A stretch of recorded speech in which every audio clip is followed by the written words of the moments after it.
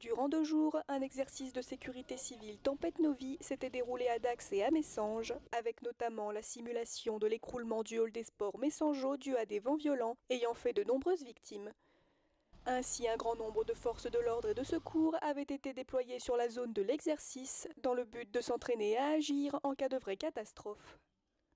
Les premiers intervenants, le premier commandant des opérations de secours fait un bilan initial de la situation pour s'assurer que les moyens engagés initialement ont été suffisants ou pas, et le cas échéant, demander des moyens supplémentaires en fonction de la dimension de l'événement.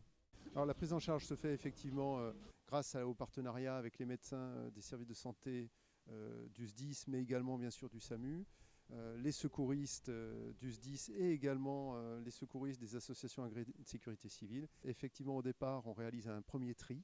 Le but, c'est de savoir très vite qui est en urgence absolue, qui est en urgence relative et qui n'est que simplement impliqué par l'événement. Donc l'objectif était d'extraire au plus vite les victimes, dans ce qu'on appelle un point de regroupement, de rassemblement des victimes. Et dès qu'on a pu mettre en place un dispositif beaucoup plus structuré, beaucoup plus complet, avec des moyens médicaux importants, on transfère ces victimes vers un poste médical avancé.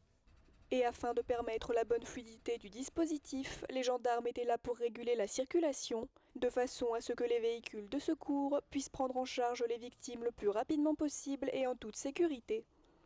La gendarmerie a un rôle qui est bien défini par des plans qui sont élaborés au niveau départemental, qui consiste à sécuriser le travail des secouristes, donc des pompiers dans un premier temps, puis du SAMU, et de permettre à la population de comprendre ce qui se passe et de dévier les flux de circulation.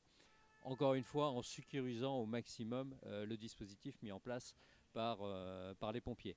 Ensuite, effectivement, viendra, même si on commence un petit peu au cours des opérations de secours, le temps de l'enquête de police judiciaire qui ne manquerait pas d'être ouverte, bien sûr, en cas d'événement de ce type. Exposé aux intempéries, le département n'est pas à l'abri d'une catastrophe naturelle de ce genre. Se préparer au pire en imaginant tous les scénarios est donc très important afin que tout se passe le mieux possible pour les secours et les victimes en cas de véritable alerte. Il est indispensable de s'y préparer, de s'entraîner et surtout de faire en sorte d'assurer une bonne coordination entre tous les services qui interviennent dans ce type de situation. Coordination opérationnelle, de moyens de communication qui puissent nous permettre aussi d'assurer une bonne transmission des informations. Donc c'est vraiment quelque chose de très important pour les services de l'État. À chaque exercice, on détecte toujours des choses qui ne vont pas. Hein. C'est quelque chose qu'on retrouve partout, pas simplement dans les Landes. D'ailleurs, quand on est en situation réelle aussi, il y a des événements qu'on avait essayé d'anticiper et qui ne se déroulent jamais comme on l'a prévu. Donc c'est vraiment de faire un diagnostic très objectif de ce qui ne fonctionne pas. Il y a des observateurs qui sont là pour ça et ça sera vraiment un diagnostic sans concession qui sera porté sur la manière dont chacun a pu intervenir. Donc c'est vraiment un exercice absolument nécessaire et je remercie toutes celles et tous ceux qui permettent de le réaliser aujourd'hui.